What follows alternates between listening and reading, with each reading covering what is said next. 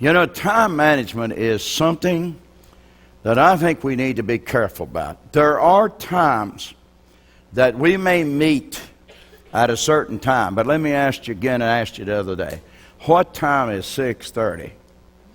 I mean, is it 6:30 or isn't it? If we just say, well, let's meet tonight in the neighborhood of 6:30, then that's a different story. But make sure the neighborhood is not 14 miles apart. You see, stay within the ballpark. Now, a lot of times people say, I'll meet you at such and such time, or I'll be there, I'll do this, I'll do that, and they never show up. You see, integrity and time needs to work pretty hand together.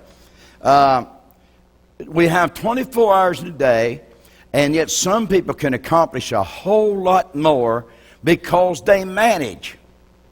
All right, today I need to do this, I need to do this, I need to do this, and I need to do this. So in order for that to be accomplished, I have to do this. You know, I've had people that don't think about it, but I would say, you know, now if I can get this done, and I get this done and get this done, now I need to have this done by certain time. And here somebody comes right when it's in the worst place, working in the ministry, and they need to talk to me. They have not called, no nothing, just come. You can't say you messed my day up, but you know what? You need to be considerate. It just doesn't always suit to talk to people right away. Especially, a lot of it is not that important anyway. But management, you're going to have to manage. So now that time was blowing. There are certain things I have to do before I go to church. So that means I had to really struggle to get done. I had to skip my prayer because I had to go do something else. You know, folks, there's just some good common sense that goes along with this stuff we call human being. It just doesn't always work for you to invade on somebody else's time. I mean, let me tell you something else. If you're supposed to be at my house for 6 o'clock for supper, don't come without an invitation. I mean, let's say you're supposed to be there at 6 o'clock in the evening. Don't come at 1:45. We may not be ready for you. 6 o'clock is not 1:45. Run around the block and see if there's any rabbits out there you can see or something. Or look at the neighbor's flyers or something. And don't come at 1:15. That's not when we invited you. See, this stuff matters, folks. We need to get into a management position where we are on time and we're doing things right. You can manage your life that way. You manage your life if you're driving a car that has bad tires on it and could have a flat because you're too poor to buy new ones. Plan on a flat. So you go a little earlier just in case you have a flat. I had a preacher got so mad at me one time, that guy could almost put a stick on me. I was supposed to preach at his church, but there was a wreck on the highway or something and held me up. And he got so mad at me. He got terribly mad at me. I mean, he was mad at me. I said, well, I couldn't help it. But I knew that didn't work. You know, anyway, he was mad at me. And he stayed mad at me too. The whole time I was preaching, he was mad at me. Manage your mind too. Don't get mad at a preacher because you got a stump. Now the Bible says there's a time to be born and a time to die and a time to plant and a time to pluck up that which is planted, a time to kill and a time to heal and a time to break down and a time to build up and a time to weep and a time to laugh and a time to mourn and a time to dance and a bunch of other things, a time to cast away stones, and it's time for the church to stow away their throwing stones. That's what time it is. And the time to gather up stones. It's time to gather those stones up and throw them away. Another thing, there's a time to embrace and there's a time to stop embracing. Yeah, it's time to hug your wife, but there's also a time to stop it.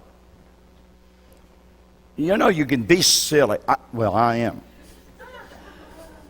And I'm not ashamed of it. But what I mean, use your common sense. If you don't have any common sense, use whatever you got.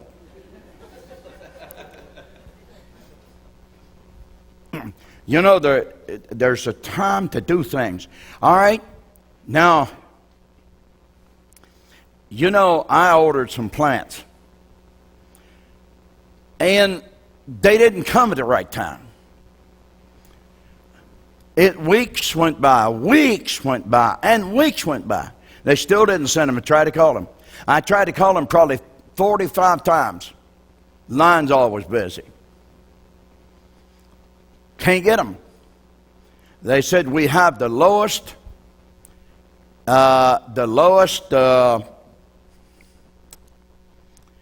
shipping rates of any nursery in the United States. You pay this fee, no matter how much you get, this is all you pay. The first shipment came through way late that I needed to plant and get going. And it caught me at the wrong time by having these meetings. But you know what? They charged me $9.95 for shipping. The next day, another shipment come. They charged me $9.95 for shipping. And another one will probably be here tomorrow, and he charged me $9.95 for shipping. And I'll tell you what, folks. What's that got to do with time? The reason I'm saying that is because I'm afraid I'm going to forget it. It goes with integrity. Time and integrity needs to work together. If you tell a person you're going to be there at 6 o'clock, we're not talking about 7 after. Integrity, what messes you up in time. Those guys lied to me. They got my order, and they also had my credit card number. If I would have known it, they'd have got a personal check. They wouldn't have got a chance to get my credit card, crooks. See, if you're not honest, your time and honesty is going to work together. Crookedness and that is going to work together. You tell somebody, all right, I'll do this, and you don't do it. And you say, well, I didn't have time. No, that's not right. And you know, this down here at the bottom says the time of war. And that's what I'm in right now. I'm going to write to that company and tell them that their word is no good. You say, well, aren't you a Christian? That's the reason I'm writing to them. Crooks. Paying $30 for something they said was going to cost me $6 shipping? You think you're going to get away with that? At least, listen. If you can't manage your time, you can't manage your mouth. Now, y'all act like you're strangers to me. You will lie about something. The reason I didn't make it is because. And the reason this didn't happen is because. And the reason I'm late is because. And the reason this is because. No, the reason you're late is because you didn't manage your time. There is times of excuse. There is a time that you couldn't make it. You had 105 fever and you couldn't get out of bed. The reason you was late. That may be a legitimate reason. But I tell you what, most of this stuff is nothing but excuses. And heaven is recording all that baloney. And it's not sweet baloney either. Heaven's keeping track on all that stuff. Why aren't you getting this done? Why aren't you getting that done? Why don't you spend the right amount of time studying for your message instead of sitting around talking to everybody? Why didn't you have time to pray? Because you didn't manage your time right, that's why. Time of peace. That's what I'm trying to get you into now, is time of peace. Unorganized. That's another thing that'll mess your time up. You can waste your time. Y'all heard me say this before, but I went into a garage one time. It's costing me way back in those days that was way back there. But this guy charged something like $15 an hour. And that was high back in them days. That was way back there to work on my car. And he'd go like this. Does anybody know where my wrench is so-and-so size? He'd ask one of the workers. The boss man I'm talking about. I thought I laid he had to tighten a belt up for me. I thought I laid my wrecking bar here. Did anybody see my wrecking bar? And I mean, it was a mess. That guy spent 15 minutes, something like that, trying to look for his tools. Couldn't find his hammer. Couldn't find this. Or unorganized. But you know who's paying for the unorganized? I was. And I didn't enjoy it. There's a fellow working on our refrigeration system one time in the dairy. Expensive. I mean, real expensive. He traveled like 10 miles to come to my house to work on this thing and said, I completely forgot my tools. I have to go back and get them. He charged me from the time he left the house till he come back with the tools the second time. I paid for 2 trips and also for his time going back to get his tools. And he said, well, if I had to take care of all my mistakes, I wouldn't make any money.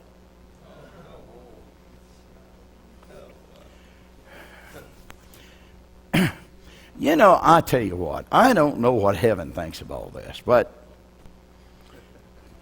I think the devil ought to pay for that mess. I've had more crooks steal from me, and maybe it's because of lack of management that they steal from you. You just say flat down, no, I'm not going to do that. Just not going to take that. I'm not paying you. That's just the way it is. That's what I'm going to do with this company.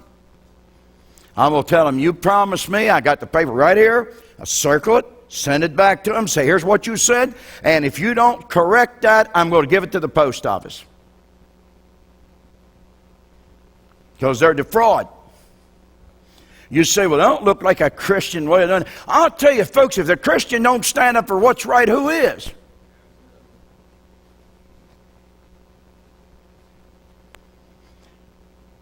Now, the difference between failure and success is often in organization. I don't know where I put this. We had a dumb thing happen at our house just recently. I go to the garden with a package of stuff. I'm getting ready to plant it. Roots, have to plant them. And I said, where in the world did them things get to? We looked everywhere for them things. We never did find them. And I said, well, I am sure I laid them here. You know, I got to thinking, I wonder if the neighbor dog didn't take off them things. Now, I'm blaming the neighbor dog, but somehow they got off the property. Everywhere I was, I went to look for them, couldn't find them. You know what's a good idea? Put the stuff where you know where you left it. Now, whether your neighbor dog comes around or not, at least I got the fun out of at least blaming him. No, I don't know that the dog got it. I'm not blaming the dog. I'm just saying it got away. But you would think somewhere on the property we'd have found it. We never did. We never found it anywhere. And we looked everywhere that was possible I could have went. We even looked where it wasn't possible for me to go. I didn't look down the chimney and I didn't look on the house roof. But about everywhere else we looked.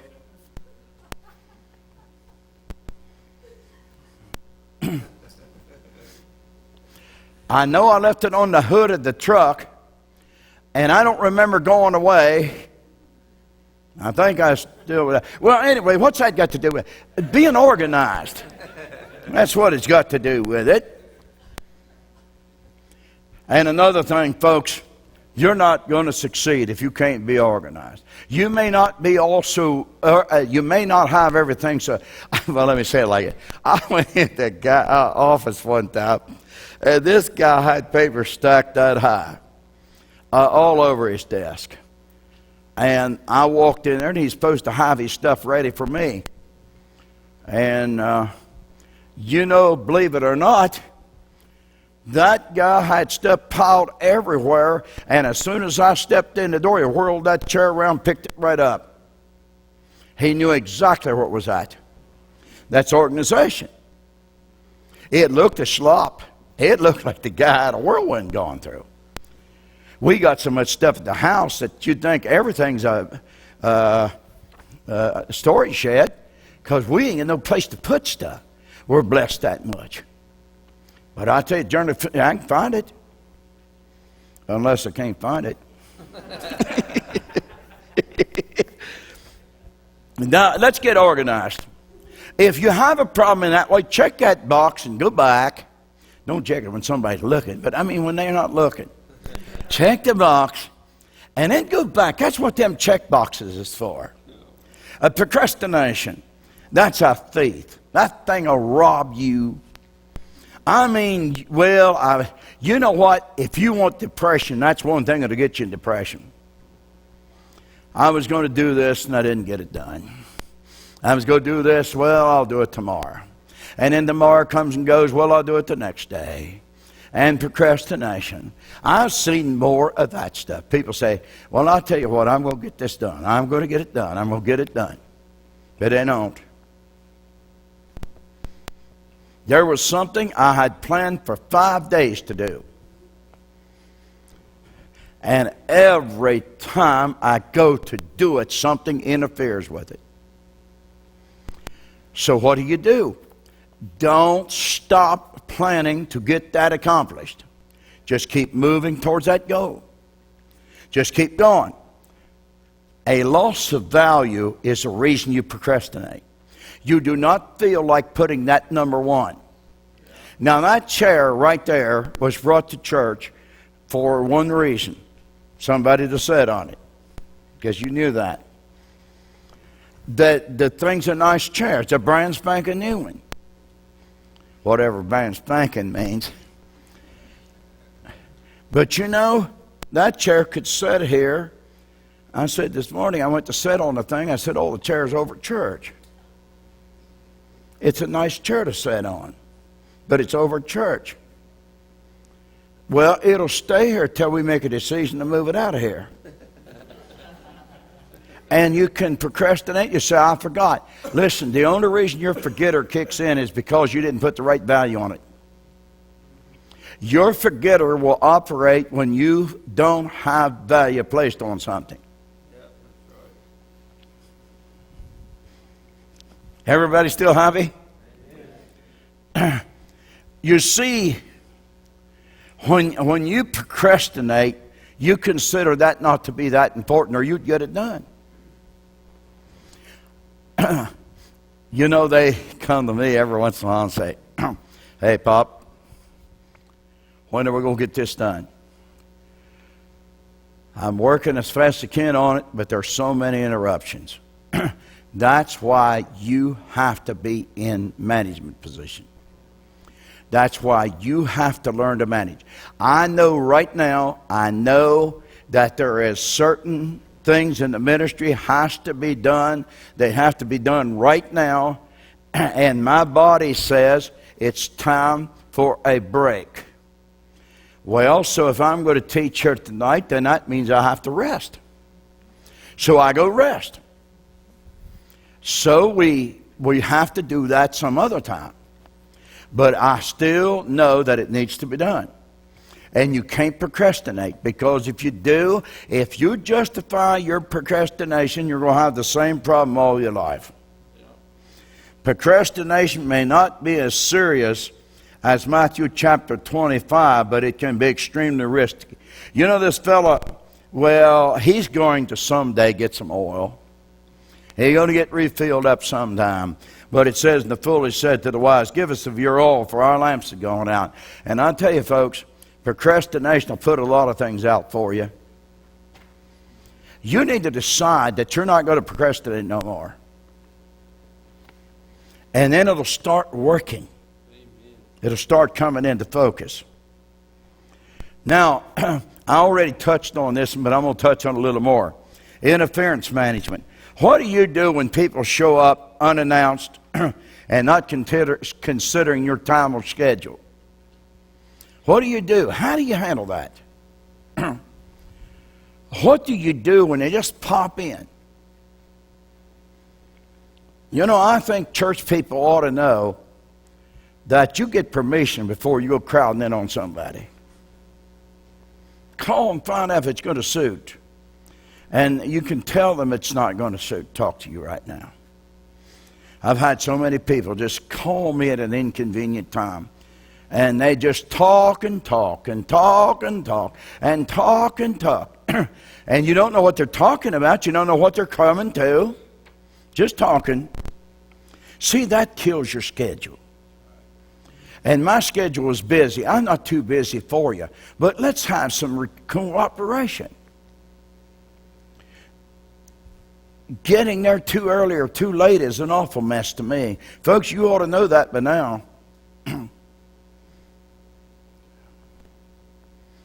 We had some people one time invited for an evening meal. Some people call it dinner, some call it supper. Whatever it is, we invited some people. They didn't come. And we waited, and then finally they come. It's just normal that they just come when they're ready. See, I think that this interference management goes back to time management.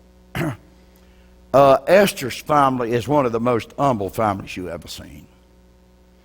In fact, they're too humble for anybody to go eat first or go to the table first. Everybody's so humble. So they call for us, and everybody's too humble to go. And if you go first, they think you're proud. I care less. Don't make me any difference what they think. When they call for lunch, let's go eat. We've had meals at our house already. Come, let's eat. Nobody comes, stand there talking. You wait on them.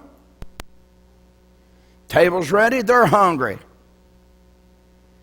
But the devil's got his nose in it. I want fresh stuff to eat, not all that old warmed over taters. I mean, when you get a hold of a spoon and can pick the whole plate of mashed potatoes up in one spoonful, they are too cold.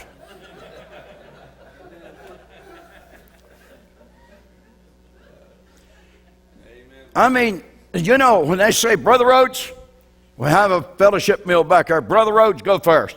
That's generally the language. You'll see me go immediately. I mean, I'm there. Somebody will stop my wife. Hey. Or she'll stop and say something to somebody, and you're in trouble right away. Now you say, don't do that. There's children that's hungry. Get that plate and get through there. If they want to talk to me, you talk to me in between bites. It happens almost every time. Watch it. You let us go back there, and it's not that I'm in a hurry to eat. It's not that starvation has come upon me.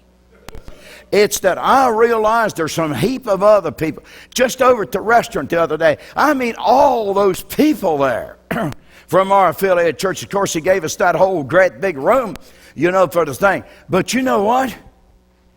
People are talking, not moving through. Come on. Talk after you get down the line. Somebody's waiting.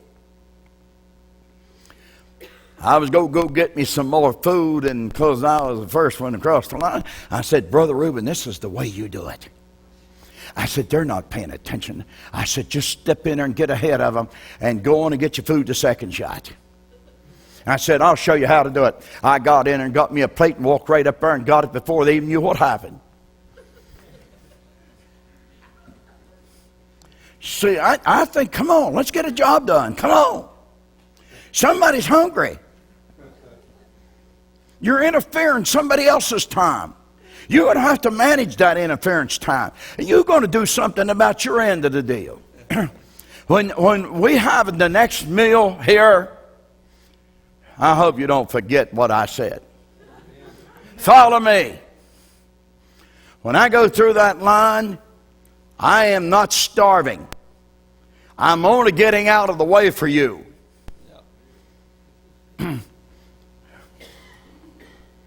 And sometimes I'd appreciate not answering 25 questions while I'm eating. Did you say amen? Did you mean it?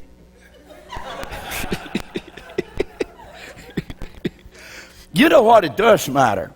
I went up to Pennsylvania the first time I used to go up to Pennsylvania. Brother Rhodes, would you go eat first? And they'd make the announcements. Now, as soon as Brother Rhodes gets his plate full, y'all can poke questions at him. Do you know what?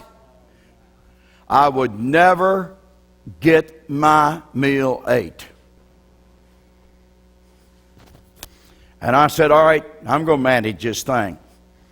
I'm going to start managing. You're not going to do me that way. I'm eating now.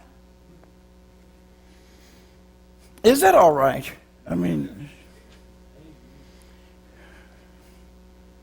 I don't mind people asking me questions, but the thing of it is, folks, there's a time to ask questions. Now, Ecclesiastes didn't say this, I did. There's a time to ask questions, there's a time not to ask questions. You know what? It's keep things moving. When I say to my wife, let's go, there's not one chance out of 100 that we can walk out that door. There's not one chance in 100 my wife and I can walk out that door. You watch it sometime. All I need to do is say, wifey, let's go. And somebody say, oh, I need to talk to you before I go. Or something. Talk to me on the phone. I said, we're going home now. But you insult people so they get insulted. The preacher don't care for me. Here I am going through all this agony. He don't care for me. Poor old me. Well, I need to know. I have to know right now. I got to know right now. And if it doesn't work that way, my wife said, oh, I forgot to tell somebody something. I'll be right back. And what I'm saying, we're going to start taking some authority over that inconvenience. Don't get mad at me. Just love me for what I am, they say. You know what I am? I want y'all to become, at least in the good part, not the bad. Busy schedule management. How do you manage a busy schedule? What do you do when you're really busy? A busy schedule, you can go get frustrated. You can get all shook up. Frustration, all it does is put you behind. Frustration does not help. It makes it all the worse. You go, I got to do this. No, you're wasting your time. Come on. Just plain down, calm her down. See, Martha, she had a problem. She said, Lord, make my sister help me. You know what? Jesus didn't take up for Martha. He took up for the woman she was criticizing. Now, that don't sound very nice. But Jesus took up for the one she was blaming. And Jesus said, Martha, Martha. That means Martha Rebecca Rhodes. He says Martha, Martha is the same as your mama called your full name. That's what he's saying. He's saying cut her out. You put first things first and you won't have to be frustrated. Eating is not the most priority right now. The priority right now is answering her question. She's got something she needs to do. Jesus did the same thing when he had a busy schedule and the woman came out of the city and said, I need to get some water. And he said, I'll tell you, lady, I can give you some water that you'll never thirst again. Got her attention. Is he still hungry? Yes. But you know what? He's taking care of the most important things first. He hasn't forgot what he's going to do. He hasn't forgot where he's going. He was managing his time. His schedule is busy. He managed that in case somebody comes up and talks to him and takes his schedule. You know, I tell you what, a busy schedule sometimes can be interrupted and you still can meet the same thing. I tell you what, I was in a restaurant one time and we was discussing with the people there about miracles that was taking place and how these miracles happened. And we were there eating and just discussing, you know, overseas how many miracles was happening in this crusade and so forth. And a fella passed there and he said, Sir, could I interrupt here just a little bit? I was kind of eavesdropping on y'all. Did I hear you say that miracles happen today?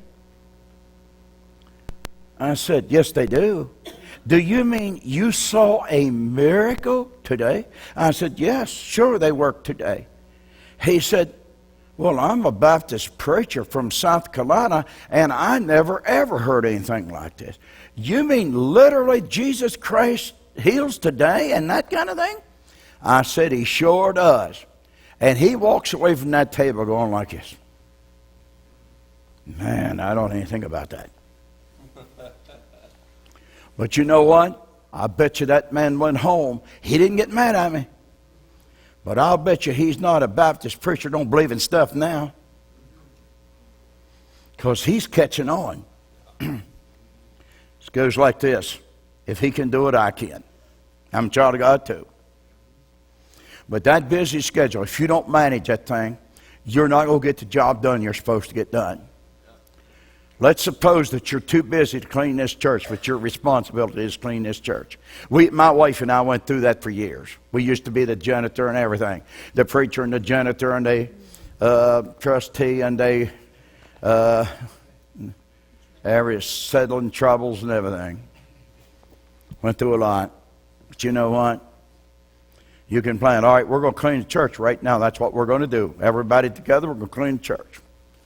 We're going to get that out of the way. Busy schedule? Yeah, get it out of the way. Once that's finished, you don't have to worry about that anymore. Just keep moving. And I tell you what, if you don't think I got a busy schedule, you ought to be around me sometime. I get up in the morning and all I know is a busy schedule. The office will say, we need a sermon for the radio.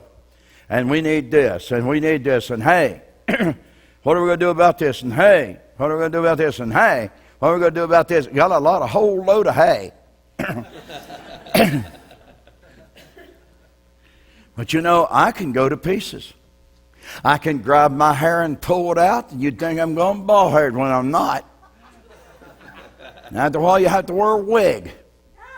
You know what? You can manage your time and say, okay, one thing at a time here, hold it. I say this sometimes, hold it, just hold it. One thing at a time. Let me get that digested first. And then we start out from there. And if you don't manage time, time will manage you. That busy schedule will manage you. You have to be at it. You see, people who think that lateness and tardiness is all right, ought to try to find a flaw on an airplane. Airplanes can be late, but you can't. You better not be late. But an airplane can be late, he don't care. If somebody don't believe in time, you better go to Europe and ride one of those trains, one of those fast trains. You better get on that thing fast, because we're leaving here fast, and we're going to go fast through that country. What was the speed over there? What was the speed limit? Do you remember? 180 miles an hour. You're going down the railroad track. Now listen here. That's moving. I mean, you're passing buzzards and everything.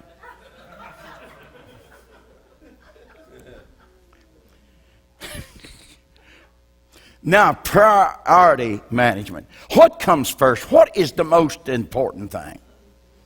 First things first. What does come first? What's most important? We must learn to manage our affairs. We need to manage what comes first.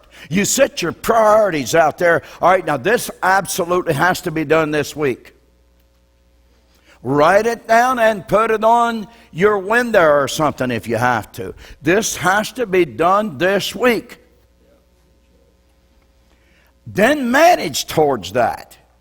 Set yourself in a management circumstances. You know, I love to get in the Bible and read such. They set the Bible in array. I love that statement. That means that, to me, that when it's time to fight against something that's coming against me, I set the Bible in array. I'm coming through. I'm the winner. The devil is not the winner, and he's not going to be the one that's going to decide my priorities. He's not going to interrupt me. I've got some jobs to do, and it's none of his business. And so we put the first things first. Paul said about a group of people that gave themselves to the Lord. They first gave them own selves to the Lord and to us by the will of God. He said they gave themselves to the Lord.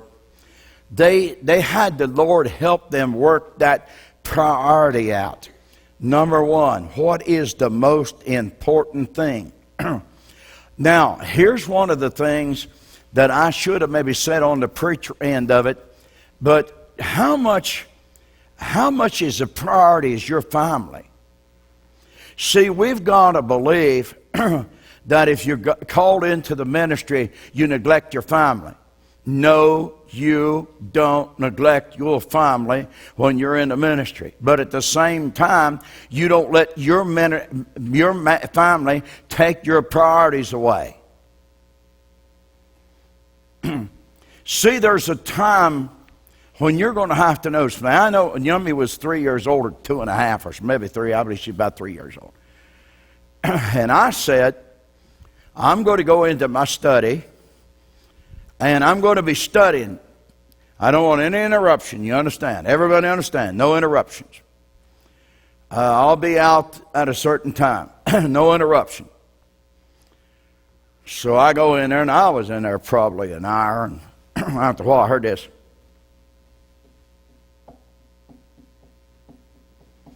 And I said, yes. And Yummy said, could I come in? I said, yeah, what's your problem? She come in. She said, Pop, I know I'm not supposed to bother you, but I got a problem. I said, what is it? And a little simple thing. And I picked her up on my lap, and I said, well, we'll just take care of that right now. And I helped her, and she went her way. Now, that time, the priority was changed. That family member needed some support. You know why she didn't go to Mom? Because she felt that Pop needed to take care of this. He's the leader. It wasn't a big deal to me, but it was a big deal to her. So there are some times that what you think may be a priority can change. You don't neglect your family. The Lord expects you to take care of your family. Now, if she'd have come in and said, I need you to play ball with me, then we'd have had a different story. And I'll tell you, children can keep you full time. They can keep you busy all the time. There's some times where you as a dad need to get your children, and it may be a priority instead of you going fishing, to take care of your children at home for a while. Maybe take off today and just be with your children instead of going fishing all day long. I'm not against fishing. I like it. But the thing I'm saying is there's priorities. And here's another thing, folks. If you tell your little boy that you're going to take him fishing on, let's not use the word Saturdays, one day a week. You're going to take him fishing on a certain day. You better make sure you do that. That ought to be your priority. I made a commitment with my son, and that's where we're going. You know, we had been in California, and I'm out there ministering in California. We got a message that Esther's brother died. You know what Esther said? That's my wife, in case you don't know who Esther is. Wifey said, we're not going to the funeral. We got a job to do here. That's the way it is. And so priorities, you have to know what is the priority. Now, invitation management. We've already talked about this several times. But what time is 6 o'clock? See, what I'm saying is when you're invited, we've already pretty well discussed this thing, but it's in this book right here. Maybe you have to check that. Are you able to meet that invitation schedule time? The Bible said, and they that were ready went in. Your invitation for God to do something in your life, He's inviting you to do something. He is inviting you to step into another realm, but you're too busy with everything else, you're not getting it. The invitation may not be extended. You know, when He invites you to be His guest, you may not understand that now, but you will someday. He said, I'm standing at the door and knock. If you open that door, I'll come in and sup with you, and you with me. We'll eat together. We will talk together. I'd like to invite you to come and sit down with me. You know, I think you all have heard me say this before, but a very popular man knew a very anointed man in England. And he's going to talk to this man, known to be a very anointed man. A man that's got a relationship with God that was superseded a lot. And he said, I want to go see him. The invitation was granted. He goes and sits down with this man. And he said, I mean, when I heard that man speak, my heart was thrilled. I mean, this man had wisdom, ministered to me, blessed me, and the anointing on that fella was really something. And he said, but the hour was getting late, and he has kind of a schedule that you just can't talk to him a lot. And he said, could I come back tomorrow again? And the fellow said, you can come back in the morning at such and such time. He said, I got back there in the morning, and he said, I hurried there. I'm going to listen to this great man speak again. And I want him to just bless me. He said, I got there. And the fellow said, I was eating. You know anything about raising radishes?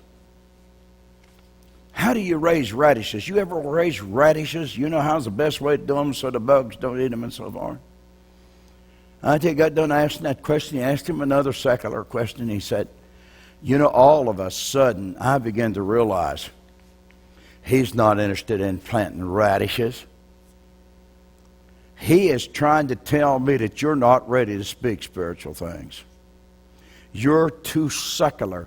You come down here without being prepared. You never even took time to pray to come down here. And he said, I knew right away what my problem was. He detected in his spirit that he's wasting his time to talk to me. Wow. That's pretty good. And he said, I'll tell you one thing. That taught me a lesson. You know, that invitation, the Lord may give you an invitation someday to be with somebody that could really be a benefit to you, but He can't put you there because you're not ready. You're not ready. You're not ready to talk to that person.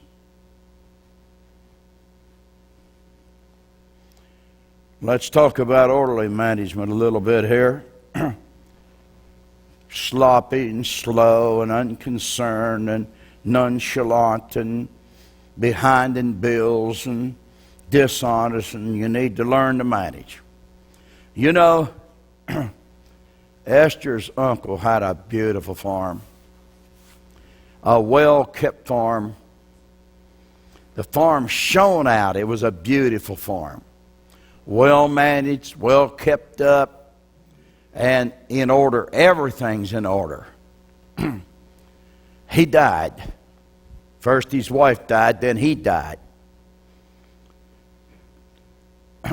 And his father bought him this farm. Within 6 months after that guy moved on that property, here's a tire laying here. There's an old wrecked vehicle sitting there.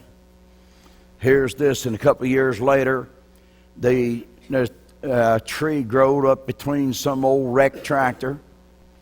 Looked like a county dump. Boards falling off this barn. And that beautiful farm became a junk pile. All because of management.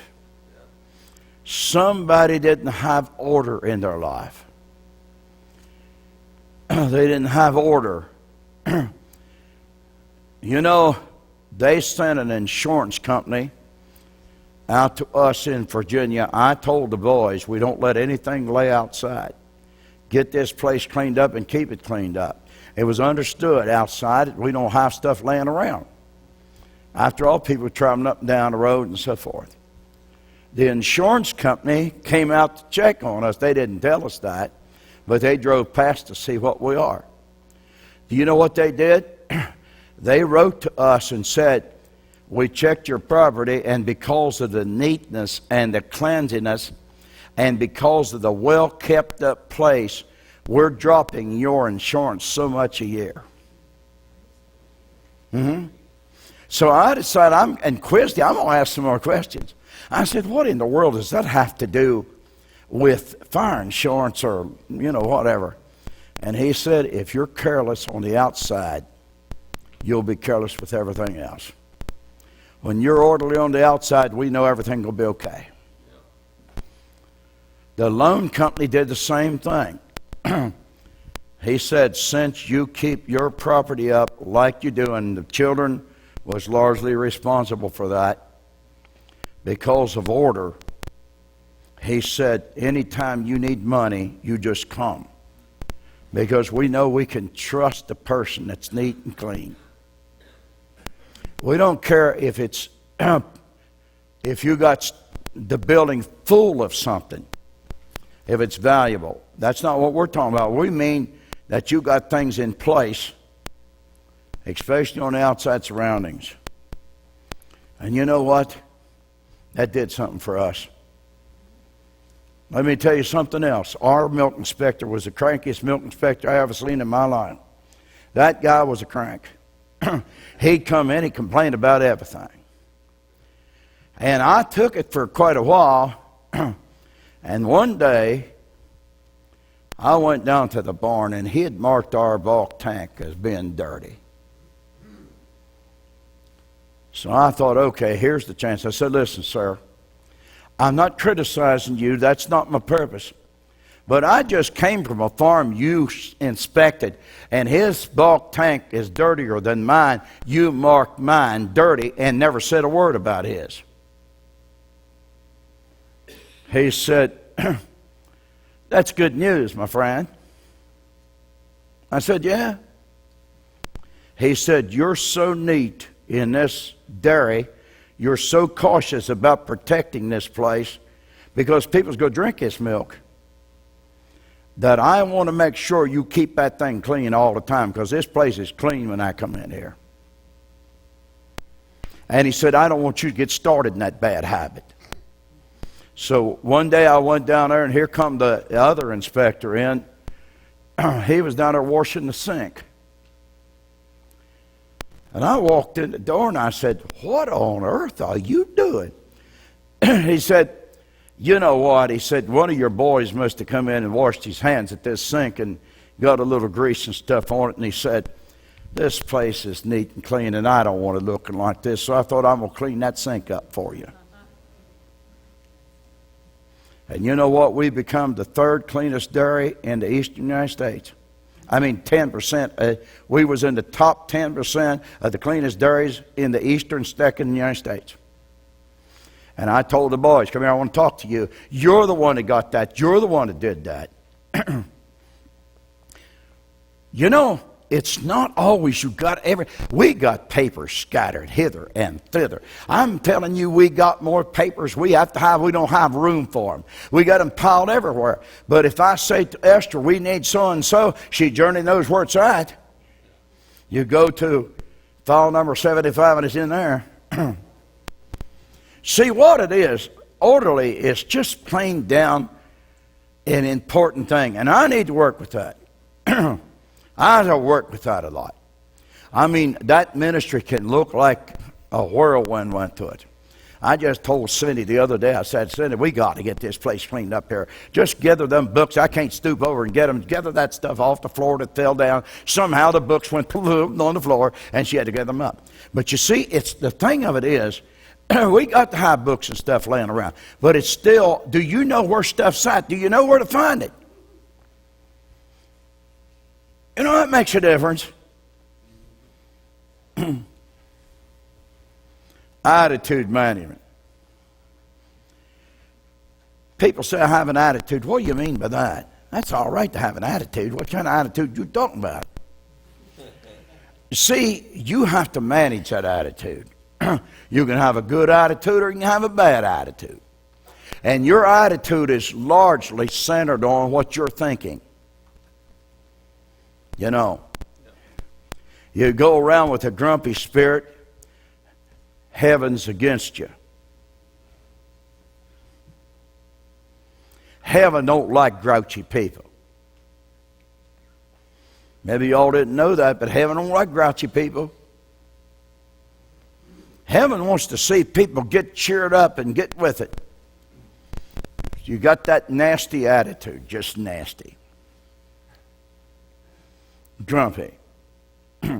As a fellow one time said to me, he said, this has been way back there, he said, my business is awful. My business don't go. Will you come to my business and find out what's wrong? It was a cold day. I said, yeah, I'll come and see whether I can see what's wrong. You know what? This guy had a business that wasn't prospering. I walked in an old dingy room. Don't even have lights turned on, and it's cloudy outside and cold. I can hardly even see around in there. And he come up and he said, okay, you know, kind of a coarse thing. Cold. He got his coat on. Dingy. He don't want to turn no lights on because it might cost him a dime. And he had to have a coat so he don't burn in the heat. And he said, I don't know what's wrong with my business. I can pray. Let's pray about the situation. I didn't say this except on the inside. Lord showed a guy to get some lights on and get some heat in here, and people may come, and asked him to render the service he's got. You say, well, he's not there all the time. Maybe he isn't. But if you come into his office and you're going to have to wear an overcoat, and you're going to have to bring your flashlight along, probably not going to work out too good. I didn't tell him, but if I had a job to do, I wouldn't bring it to you. You know what? I never did tell him what his problem was. You know why? Because he wasn't ready to listen. He was no more interested in that. Let's talk about carrots or turnips or planting the radishes. Yeah. See that his nasty attitude, he just had a nasty attitude. I don't know what's wrong. Right there's your problem. You know, later on, somebody walked up to me and said, I don't know what's wrong with my life. I don't know what's wrong. Nothing going right. I said, right there's your problem. What? That's your problem right there, just the way you answered me. That's your problem. Well, I don't know what's wrong with that. Then why you take my time? Go on and continue. That person didn't continue on because all of a sudden they caught on. Don't waste my time with that stuff. If you don't want to hear the truth, don't ask me. Because I'm a busy man, but I ain't too busy to help people. I am not too busy to help people that need help. But I'm not going to spend my time with you. Somebody starts arguing some dumb thing. Well, doesn't the Bible say? And I'm going home. I'll tell you what, that attitude problem has some other words in behind it. And I'm going to wait till the next time to go on to that. But if you don't deal with your attitude, you're going to turn people off and everything else. I mean, just a nasty attitude. Just half grumpy. You're just half mad at everybody. And you're just, you're kind of down. You're busy and everybody's bothering you and stuff. Listen, folks, you can go almost nuts. You don't learn to manage your life. You're going to have to manage that attitude. It'll get the best of you. You're just going to have to say, I'm not going to be that kind of person. Get some spark going. Now, not everybody likes lights like I do. Apparently, some of the restaurants don't like lights like I do. But I hate to have to get a flashlight to find my fork. Maybe they do it because they don't want you to see all the blood in the meat. I don't know. But I tell you what, if I'm going in a restaurant, I want to see what I'm eating. I don't put none of that old night light on. What's that got to do with attitude? I'll tell you what, if you don't have things kind of bright, your attitude's not going to be right. You know what? You check this out sometime. You sit around in an old dark room and see what your attitude is. I'm talking about sleeping. Get some lights on. It might get your attitude changed. Now, I'm not saying you have to get the heat up to seat me and all that stuff. But I'm saying at least if you're running a business, get some heat on. Now, if you got a place where you're only there 5 minutes or something like this, I'm talking about a place where people come in and place their order and you go do it and that kind of stuff, and they're grouchy. You know what? Let me tell you one story before I close. There's a fella that every time we called him, he was there. But one day he didn't come. And I told Esther, I can't understand this. That man is always, he had a good attitude. The guy had a real attitude. And I called and I said, where is this man? He was supposed to have been here yesterday, and he's never done me this way. And the lady said, well, I'm the answering phone person. I don't know anything about it, but I'll notify the office to get in touch with you. I don't know. I know the man's always got a good attitude. He's always right there and everything. And this attitude did matter because that guy was a pleasant sort of a guy to be around. So the office called and said, Mr. Rhodes, we're sorry. I know he was supposed to have been there, but he was killed in an automobile accident the day he was supposed to come there. Do you think that changed anything? You know what happened to my attitudes? They changed immediately.